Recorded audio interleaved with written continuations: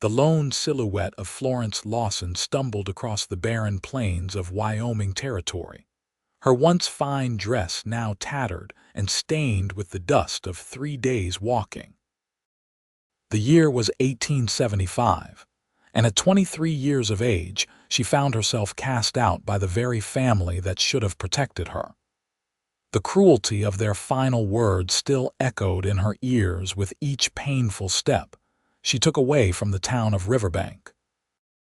5 years of marriage to Thomas Keller had yielded no children, and after his death from typhoid last winter, her in-laws had wasted no time in making their displeasure known. Barren women have no place in this family, her mother-in-law had spat, while her father-in-law had simply watched in stony silence as Florence was turned out from the home she had shared with Thomas, with nothing but a small bundle of possessions. The afternoon sun beat down mercilessly as Florence's strength began to waver. Her water canteen had been empty since morning, and the distant mountains seemed no closer than they had when she'd first spotted them. Spots danced before her eyes, and she wondered if this vast, indifferent landscape would be her final resting place. The thunder of hooves reached her ears before she could make out the rider. A tall man atop a chestnut stallion approached, his face obscured by the wide brim of his hat. Florence tried to stand straighter to maintain whatever dignity she had left, but her legs trembled beneath her. "Madam," the rider's voice was deep, tinged with concern as he pulled his horse to a stop beside her. "You look like you could use some help." Florence looked up, squinting against the sun to see a man perhaps a few years older than herself, with kind eyes that stood in stark contrast to the hardened lines of his face. A cowboy, by the looks of his attire and the cattle brand visible on his saddle. "I'm fine, thank you," she replied automatically, the words catching in her parched throat. The man swung down from his horse with an easy grace. "With all due respect, madam, you don't look fine." He offered his canteen. "I'm Adam Prescott. I run cattle about 10 miles north of here." Florence hesitated only briefly before accepting the water, her thirst overriding her pride. "Florence Lawson," she said after taking a careful sip. "Formerly Keller." Adam nodded, his eyes taking in her wedding band. "Where are you headed, Mrs. Lawson?" Florence faltered. The truth was, she had no destination in mind. She had simply walked, putting distance between herself and the shame of her rejection. "I'm not entirely certain." Adam's expression remained neutral, but something in his eyes softened. "There's not much for 20 miles in any direction, except my ranch. I can't in good conscience leave you out here. Would you allow me to offer you shelter, at least for the night?" Florence knew what proper society would say about a widow accepting such an offer from a stranger. But society had already cast her out, and the alternative was likely death under the unforgiving Wyoming sky. "That's very kind of you, Mr. Prescott." "Adam," he corrected, offering a hand to help her mount his horse. "I'll walk alongside, it's not far." The not far turned out to be nearly 2 hours of walking for Adam, leading his horse with Florence perched uncomfortably in the saddle. When they finally crested a hill, she saw a modest ranch spread out before them, a sturdy cabin with smoke rising from its chimney, a barn, and several fenced pastures where cattle grazed. "It's not much," Adam said, a hint of defensiveness in his tone, "but it's mine, paid for in full last year." "It's wonderful," Florence replied honestly. After days of endless open country, the sight of a proper home, even one belonging to a stranger, was like finding an oasis in the desert. As they approached, a young boy of about 12 ran out to greet them. "Uncle Adam, you found someone," he exclaimed, eyeing Florence with undisguised curiosity.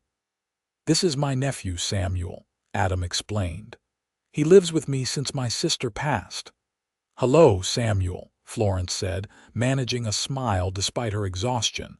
An older woman emerged from the cabin, wiping her hands on her apron. Her hair was silver, her face lined with years, but her eyes were sharp and assessing as they landed on Florence. "And this is Martha," Adam continued. "She keeps house for us, makes sure we don't live like complete savages." "HMPH," Martha snorted. "Bringing home strays again, Adam." Despite her words, there was warmth in her tone as she approached to help Florence down from the horse. "Mrs. Lawson needed assistance," Adam replied simply. Martha's weathered hands were surprisingly gentle as she steadied Florence. "Well, come inside, dear. You look dead on your feet. I've got stew on the stove and a bath can be arranged." The next few hours passed in a blur for Florence. Martha drew her a bath in a private corner of the house, screened off by blankets hung from the ceiling. The older woman provided clean clothes, simple but well-made, and insisted Florence eat a hearty bowl of venison stew before asking any questions. It was only after Samuel had been sent to bed that Martha and Adam sat with Florence by the fire, their faces expectant. Florence took a deep breath. "My husband died this past winter," she began. "We had been married 5 years with no children." The familiar shame washed over her. "His parents decided that, as a barren widow, I was of no use to the family. They gave me 3 days to vacate the house." Martha made a disgusted sound. "Heartless creatures. Where was your own family?"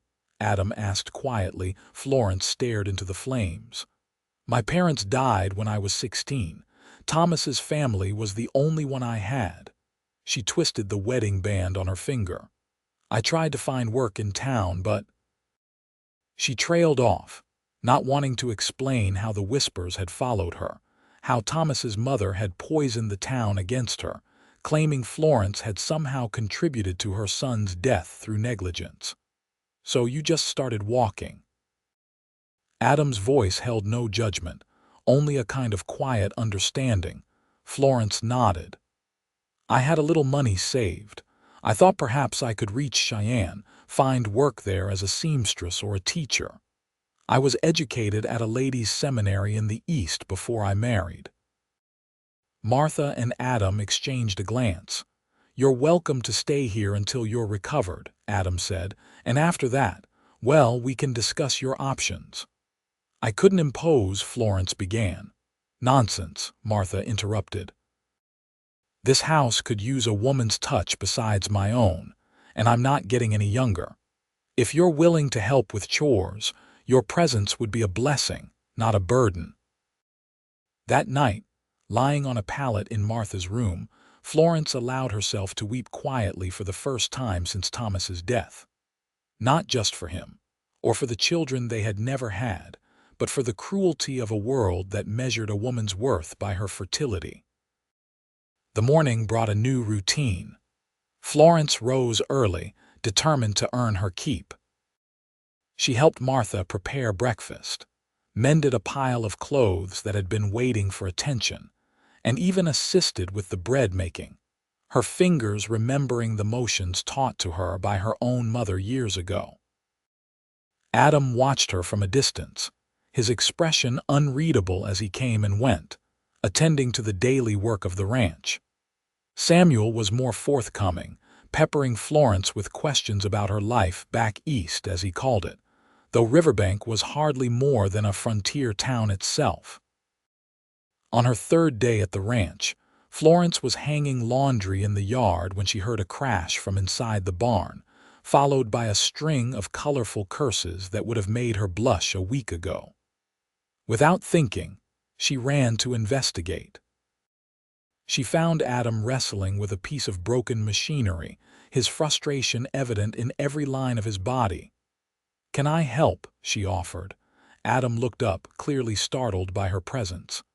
"This isn't women's work, Mrs. Lawson." "Florence," she corrected him, "and my father was a blacksmith. I grew up handing him tools and learning how things fit together." It wasn't entirely true her father had been a blacksmith's apprentice before becoming a shopkeeper, but she had watched repairs being made around their home. Adam raised an eyebrow but gestured for her to come closer. "I'm trying to fix this plow blade. The bolt won't align with the frame." Florence studied the mechanism for a moment. "Perhaps if you loosen this first," she suggested, pointing to a connection further up the shaft. To her surprise, Adam followed her suggestion, and moments later, the pieces aligned perfectly. He secured the bolt with a few quick twists. "Well, I'll be damned," he murmured, then immediately looked contrite. "Pardon my language." Florence couldn't help the small laugh that escaped her. It felt strange, unfamiliar. When had she last laughed? Certainly not in the months of Thomas's illness, nor in the dark time after his death. Adam looked at her with something like wonder. "You have a nice laugh," he said, then immediately turned his attention back to the plow, a flush creeping up his neck. That evening at supper, Adam made an announcement. "I've been thinking," he said, directing his words to Florence. "I need help around here. Martha does what she can, but there's always more than can be done. If you're willing, I'd like to offer you a position. Room, board, and a small wage." Florence set down her fork, surprised. "What sort of position?" "General assistance. Helping Martha with the house, mending, perhaps keeping some books. I've seen you're good with your hands and have a quick mind." Adam spoke matter-of-factly, but there was something in his eyes, a warmth, perhaps, that made Florence feel he was offering more than just employment. I would be most grateful," she replied after a moment, "but I wouldn't want to intrude on your home indefinitely." "You're no intrusion," Samuel piped up, earning a stern look from his uncle that silenced him immediately. "The boy's right, though," Martha added. "This place has been too quiet for too long." And so Florence found herself with a new home, if temporary, and a purpose that extended beyond mere survival. The days fell into a pattern. Mornings spent helping Martha with household tasks. Afternoons often found her assisting Adam with various projects around the ranch, from mending fences to organizing his chaotic accounts. 2 weeks after her arrival, Florence was in the kitchen garden, harvesting vegetables for supper, when she heard the sound of approaching horses. Looking up, she saw 3 riders approaching the ranch house, 2 men and a woman, all well-dressed and sitting tall in their saddles. Adam emerged from the barn, wiping his hands on a rag. His posture changed subtly as he approached the visitors, shoulders squaring, chin lifting. Florence stayed where she was, curious but not wanting to intrude. Prescott, the lead rider, a man with a silver-streaked beard, greeted Adam coolly. "Judge Harrington," Adam replied, his tone equally measured. "What brings you out this way?" The judge dismounted, followed by his companions. "Just checking on how our local ranchers are faring. This is my daughter, Eliza, and her husband, Dr. Phillips." Florence watched as the young woman, pretty, blonde, and clearly wealthy, extended a gloved hand to Adam, who shook it with formal politeness. Something uncomfortable twisted in Florence's stomach, though she couldn't have said why. And who might this be?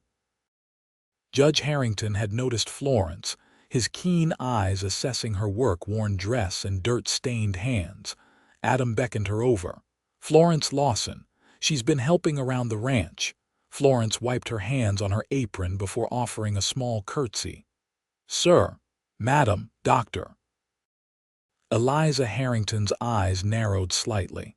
"How convenient for you, Mr. Prescott, to have acquired help." The implication in her tone was clear, and Florence felt her cheeks burn. Adam's jaw tightened. "Mrs. Lawson is a widow who needed employment. I needed assistance with the books and household matters. It's a business arrangement." Judge Harrington harumphed. "Well, Prescott, we actually came to discuss business. The railroad's coming through and they're looking at land options. Yours sits right where they want to build a water station." Adam's expression hardened. My land isn't for sale, Judge. I've made that clear before. Be reasonable, man. Dr. Phillips spoke for the first time. They're offering good money, better than you'll ever see from this modest operation. His gaze swept dismissively over the ranch. If you've come all this way just to hear the same answer I gave in town last month, then you've wasted your time, Adam replied, his voice level but with an undercurrent of steel. This land is not for sale. Not to the railroad, not to you, not to anyone. The tension in the air was palpable. Florence stood awkwardly, unsure whether to stay or retreat to the house. Judge Harrington sighed. You're making a mistake, Prescott. The railroad's coming whether you like it or not. Better to profit from it than stand in its way. Is that a threat, Judge? Adam's hand drifted unconsciously toward his hip, where Florence knew he kept a revolver when working outdoors. A friendly warning, the judge replied smoothly. Well, we won't take up more of your time. Good day to you both. He tipped his hat, his gaze lingering on Florence with curious disapproval before he remounted his horse. As the visitors rode away, Adam's shoulders sagged slightly. He turned to Florence with an apologetic look. I'm sorry you had to witness that. Are they truly trying to take your land? Florence asked, concerned. Adam nodded grimly. They've been at it for months. The judge has investments in the railroad and my land stands between him and profit. He gestured around them. This isn't much, I know, but I built it from nothing. Every fence post, every head of cattle, it's mine. I won't be pushed off by men who have never worked a day with their hands. Florence was struck by the passion in his voice, so different from his usual measured tone. It's a beautiful ranch, she said softly. Anyone would fight to keep it. Adam's expression softened as he looked at her. Thank you for understanding. That evening, Martha cornered Florence as they washed the supper dishes. I saw the Harringtons ride in today, the older woman said, her tone casual but her eyes sharp. Yes, Florence replied. They were pressing Adam about selling the ranch. Martha snorted. That's only part of it. The judge has been trying to match Adam with his daughter for years. Thank the Lord the girl finally married that doctor last spring, though she still makes eyes at Adam whenever she sees him. Florence nearly dropped the plate she was drying. Oh, I hadn't realized. Martha's knowing look made Florence flush. Adam's a good man and not hard on the eyes either. Half the unmarried women in the county have set their caps for him, but he keeps to himself, too busy building this place to court properly. I'm not, Florence began, flustered. Of course not, dear. Martha patted her hand. Just making conversation. As spring melted into summer, Florence found herself settling into life at the Prescott Ranch in ways she had never anticipated. Her body grew stronger from the daily work. Her skin tanned from hours in the sun helping with the garden or riding out with Adam to check on the cattle. Her marriage to Thomas had been comfortable but constrained by the expectations of his family and the small-town society of Riverbank.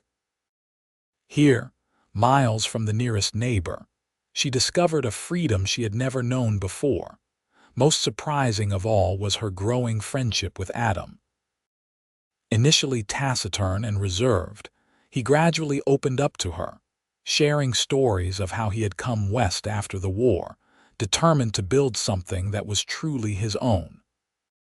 In turn, Florence spoke of her childhood in Pennsylvania, her years at the seminary, and eventually, haltingly, of her marriage to Thomas.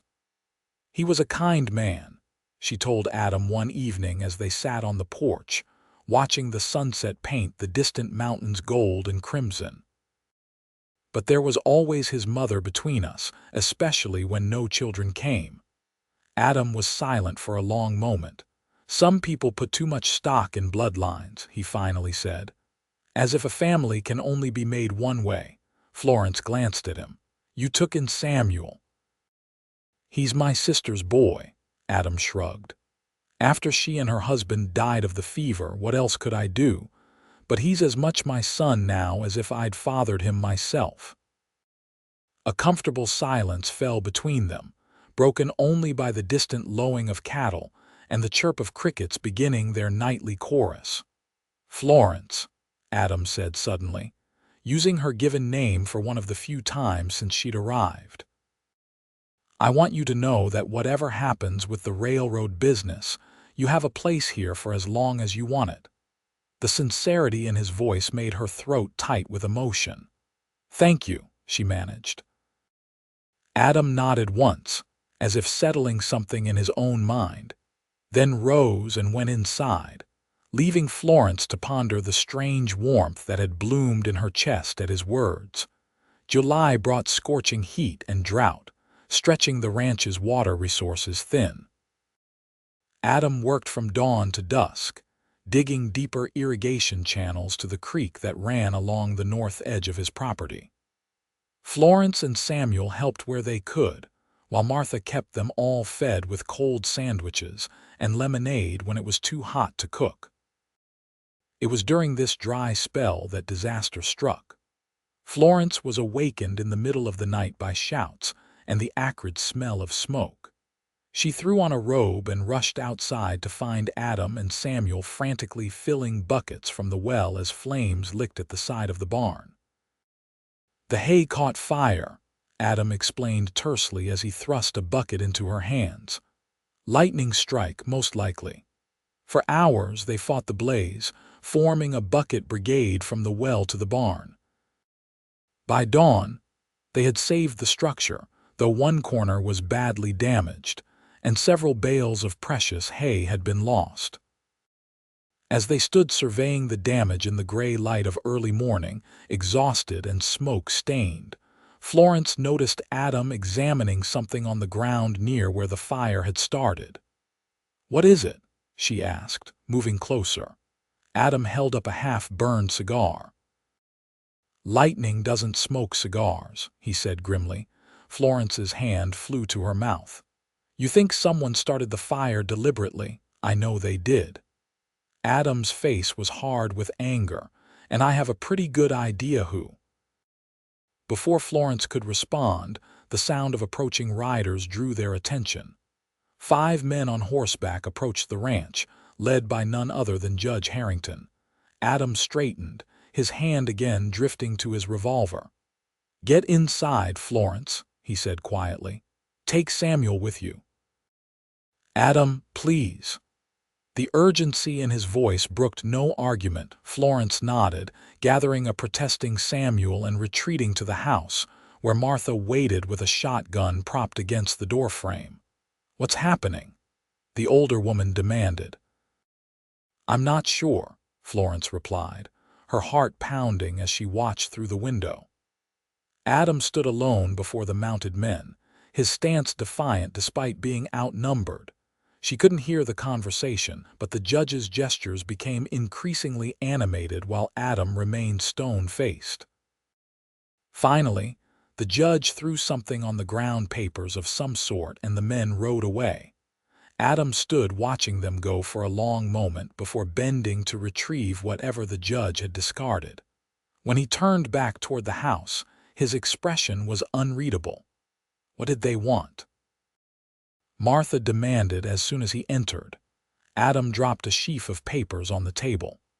"Eviction notice," he said flatly.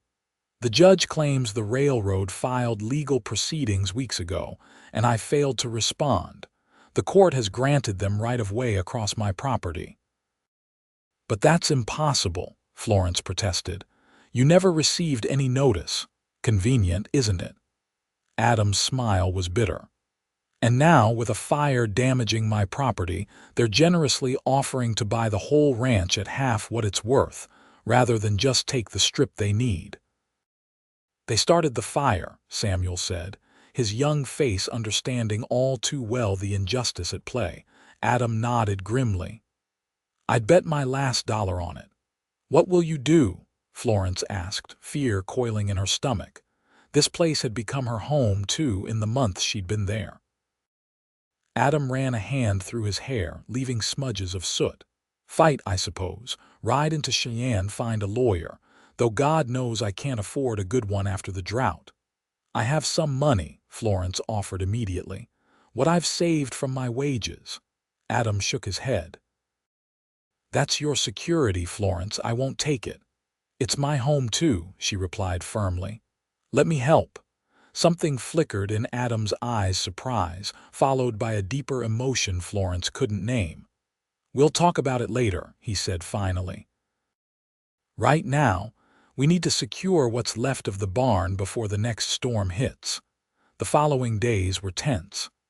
Adam rode to Cheyenne and returned with a young lawyer named Oliver Walsh, who looked over the papers and frowned deeply. This isn't right, Walsh said, adjusting his spectacles. The notification procedures haven't been followed properly. But the judge has a lot of influence, and the railroad has even more. He sighed. I'll do what I can, Mr. Prescott, but I must warn you these cases rarely go in favor of the small landowner. After the lawyer departed, Adam retreated to the barn, where Florence found him hours later, methodically repairing the fire damage with controlled, almost angry movements. Adam, she said softly. He paused, hammer mid-swing, but didn't turn. We'll find a way, she continued, stepping closer. This isn't over. Adam finally looked at her, and the raw emotion in his eyes made her breath catch. Do you know what I thought when I saw that fire? He asked, his voice low. Not about the barn or the hay or even the ranch. I thought about you sleeping in the house and what would happen if the fire spread, if I lost you. Florence's heart pounded against her ribs. Adam, I've been a fool, he said, setting down the hammer and moving toward her. Waiting, hesitating, telling myself it was too soon or too presumptuous. But life's too uncertain to waste time on caution. He stopped just before her, close enough that she could see the flecks of gold in his brown eyes. Florence Lawson, I'm in love with you. I think I have been since the moment you laughed in this very barn, fixing that plow with me. I know you came here with wounds still fresh, and I've tried to give you space to heal. But I can't stay silent anymore, not with everything we've built here threatened. Florence stood frozen, overwhelmed by his words and the emotion behind them. For months, she had been pushing aside her growing feelings for Adam, telling herself she was merely grateful for his kindness, that her heart was still bound to Thomas's memory. You don't have to say anything now, Adam continued, misinterpreting her silence. I just needed you to know, before Florence cut him off by rising on her tiptoes and pressing her lips to his. For an instant, Adam remained still, apparently shocked, before his arms came around her, drawing her close as he returned her kiss with a gentleness that made tears prick behind her eyes. When they finally parted, both breathless, Adam rested his forehead against hers. I take it you don't object to my feelings, he murmured. Florence laughed, the sound clear and bright in the dusty barn. I love you too, Adam Prescott. I think I started falling for you the moment you found me in the wilderness and offered me water instead of judgment. His answering smile was like sunrise breaking over the plains. Then no matter what happens with this ranch, I haven't lost everything that matters. The legal battle for the ranch dragged on through the rest of summer and into early autumn. Lawyer Walsh proved more tenacious than his youthful appearance suggested, finding procedural errors in the railroad's claim and filing counter motions that delayed the process. Meanwhile, life on the ranch continued. Florence and Adam's relationship blossomed openly now, to Martha's obvious satisfaction, and Samuel's initial theatrical disgust that quickly gave way to acceptance. They worked side by side during the day and spent evenings planning for a future together, whether on this land or elsewhere if the worst should come to pass. It was a crisp October morning when Adam returned from town with news, his expression unreadable as he dismounted in the yard where Florence was hanging laundry. Well, she asked, her stomach knotting with anxiety. The judge has been removed from the case, Adam said, a slow smile spreading across his face. Conflict of interest, given his railroad investments. And the new circuit judge has thrown out the entire claim based on improper notification procedures. They'll have to start again from scratch if they want my land. Florence flew into his arms with a cry of joy, heedless of who might see. Adam lifted her off her feet, spinning her in a circle as her laughter rang out across the yard. "There's more," he said when he set her down, his hand still warm on her waist. "Walsh found evidence that the judge authorized men to trespass on my property, evidence linking directly to the barn fire. He's facing an inquiry from the territorial governor." "Adam, that's wonderful." He nodded, his expression turning serious. "Florence, I had a lot of time to think on the ride back from town. All this business with the ranch made me realize something important." "What's that?" she asked, suddenly nervous at his tone. Adam took her hands in his. "A home isn't just buildings and land. It's the people who fill it with life." He reached into his pocket and pulled out a small object that glinted in the autumn sunlight, a simple gold ring. "This was my mother's. I've been carrying it for weeks, waiting for the right moment." Florence's breath caught as Adam dropped to one knee before her, still holding her left hand. "Florence Lawson, you came to my ranch broken and alone, but you filled it with your strength, your kindness, and your laughter. I want to build a life with you, a real home, where neither of us will ever be cast out or made to feel unworthy." He held up the ring. "Will you marry me?" Tears blurred Florence's vision as she nodded, unable to speak past the emotion clogging her throat. When she finally found her voice, it was barely above a whisper. "Yes, yes, Adam, I will." He slid the ring onto her finger, a perfect fit, and rose to kiss her, a kiss full of promise and tomorrow. They were married in November, a small ceremony at the ranch with Martha, Samuel, lawyer Walsh, and a few neighboring ranchers in attendance. Florence wore a new dress of deep blue, ordered specially from Cheyenne, and Adam looked uncommonly handsome in a suit that Martha had pressed within an inch of its life. As they exchanged vows before the traveling preacher, Florence thought of how far she had come from that desperate day when she'd been cast out for being barren, walking aimlessly across the Wyoming plains. She had found not just shelter, but love, not just a house, but a home. The reception was a joyful affair, with food, music from a neighbor's fiddle, and dancing that lasted well into the evening. As the stars emerged above the ranch, Adam led Florence away from the celebration to a small rise overlooking the property. "I have something to show you," he said, his eyes bright with excitement in the moonlight. At the top of the rise, Florence could see freshly turned earth and the beginnings of a foundation. "What is this?" she asked. Adam wrapped his arms around her from behind, pointing to the staked-out corners. "Our new home, bigger than the cabin, with proper rooms for everyone and space for a nursery, should we be blessed that way." His voice softened. "And if not, there are always children who need homes, just as Samuel did." Florence turned in his arms, too full of emotion to speak. Instead, she kissed him, pouring all her love and gratitude into the gesture. "Listen," Adam said when they parted, a smile playing at his lips.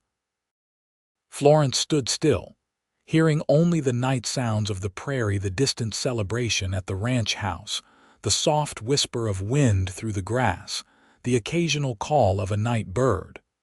"What am I listening for?" she asked after a moment. Adam's smile widened as he tucked a strand of hair behind her ear. "Your laughter," he said simply. "I'm building our home where your laughter led me, Florence. Right here, where I first heard you truly laugh that day in the barn. I want to hear that sound every day for the rest of our lives." Florence felt tears well in her eyes again, but they were tears of joy, of a happiness so complete it almost hurt. "I love you, Adam Prescott," she whispered. "And I love you, Florence Prescott," he replied, the name still new and wonderful on both their lips.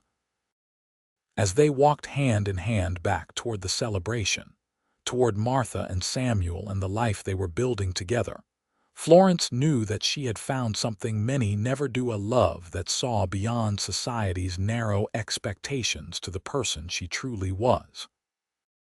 A love that built a home where her laughter, once silenced by grief and rejection, could ring free and true across the Wyoming plains for years to come.